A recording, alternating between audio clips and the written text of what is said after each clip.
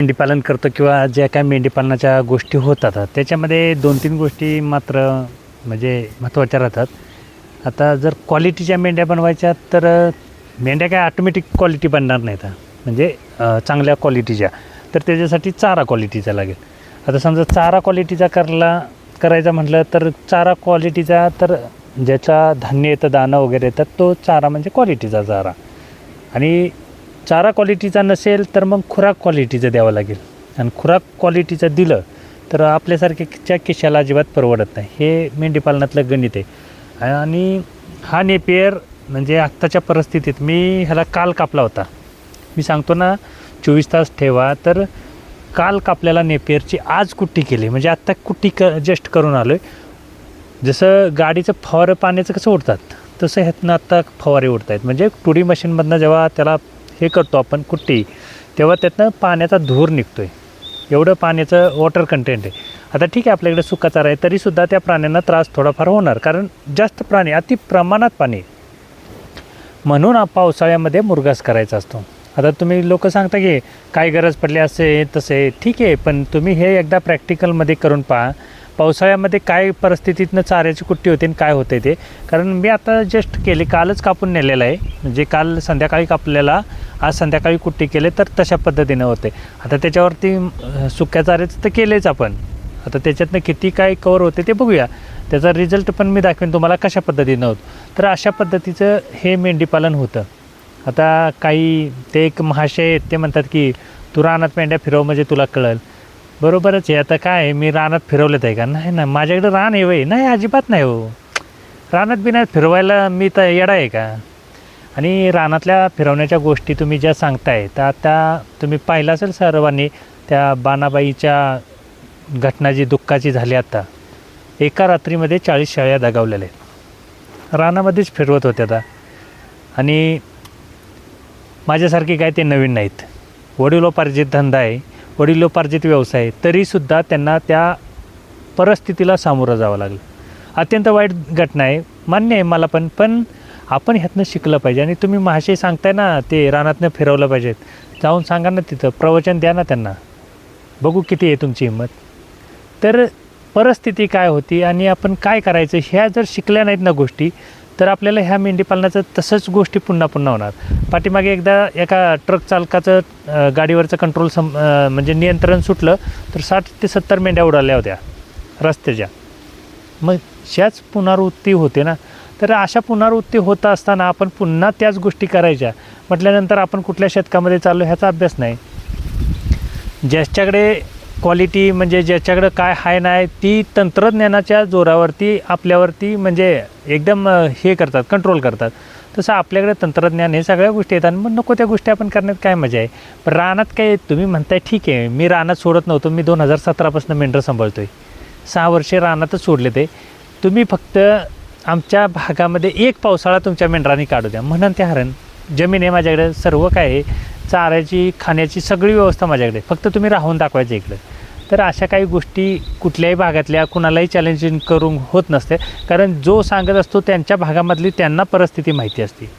तुम्ही मस्त सांगाल की तिथनं मस्त व्हिडिओ बघितल्यानंतर वाटेल की काय आहे त्याच्याकडे, पण त्या परिस्थिती तशा असतात. आता फिरस्ती मेंढीपालन किंवा शेळीपालन ही लोक का बंद करायला लागली, तर फिरस्ती मेंढीपालनाचा असाच जो काय दगाफटका बसतो हा भयंकर मोठा होतो आणि त्याला कंट्रोलही करता येत नाही. आता ते काय नवीन नाहीत किंवा माझ्यासारखे काय हे नाही आहेत की त्यांना औषधं वगैरे येत नाहीत, पण अचानक घडलेली गोष्ट असल्यामुळं त्यांनाही ते सर्व काय लगेच तडजोड करता आले. त्याच्यामुळे ह्या सर्व मोठा त्यांना धक्का बसला. आणि जर काय असा धक्का बसायचा नसेल तर मग आपल्याला हे एकमेव पर्याय आहे. कारण मेंढीपालन तर केलंच पाहिजे, मेंढ्या सांभाळल्याच पाहिजे, आपल्याला मटण तर मिळलंच पाहिजे. मग त्याला काय पर्याय, तर हाच पर्याय ना, चारा बनवणे आपण आणि त्यांना खायला. नाही म्हटलं तरी 40 मेंढ्यांचं तुम्ही कॅल्क्युलेशन जर पैशाचं केलं तर कितीचं नुकसान असेल ते तुम्ही विचार करा. आता शेळ्यांचं तर मला काही आयडिया नाही, पण मी तुम्हाला एक सांगतो, घटना दुःखाची आहे सर्व काय, पण आपण त्यातनं शिकलं पाहिजे की बाबा एवढे अनुभवी व्यक्ती असतानासुद्धा जर त्यांच्यासोबत फिरस्ती मेंढीपालनामध्ये असं घडत असेल तर आपल्याला काय अनुभव आहे. तरीसुद्धा अनुभव नसतानासुद्धा जर आपण करत असेल तर मग बंदिस्त केलेलं सर्वात उत्तम असतो. पावसाळ्याचं चाऱ्याचं नियोजन सर्वात महत्त्वाचं असतं. आणि चारा क्वालिटीचा नसेल तर खुराक क्वालिटीचा करा, आणि खुराक क्वालिटीचं द्यायचं नसेल तर चारा क्वालिटीचा करा. ह्याच्या पलीकडे काय नसतं. आणि मेंढरांना कधी पण नेहमी मी सांगत असतो, जेवढी तुम्ही राहण्याची व्यवस्था चांगली कराल तेवढं मेंढीपालन चांगल्या पद्धतीनं राहणार आहे. आम्ही रोज गोट्यात पावडर मारताना दाखवू, गोचड्यांचे औषधं मारताना दाखवू, पिसवांचे औषधं मारताना दाखवू. काय गरज आहे? आपण तेच करायचं बसायचं का? किती वर्ष झालं आपण गोचड्यांची औषधं, पिसवांची औषधं गोट्यामध्ये पावडर मारायचं बघायचं.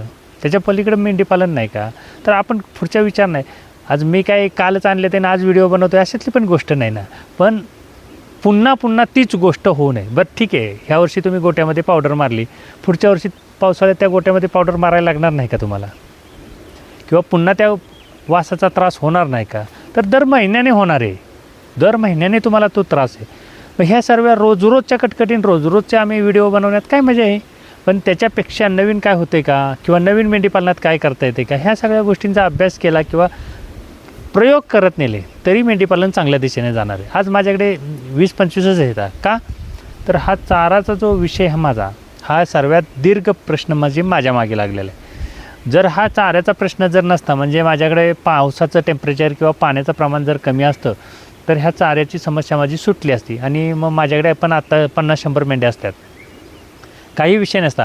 मेंढ्या वाढवायलाही काय नाही, पण हा वाढवायला एकदम नाकीव नव येत आहेत. कारण ह्याचं गणितच एवढं कठीण होते ना आमच्याकडे, तर बेहिसाब कठीण होते. अशा पद्धतीनं हे करतो आहे.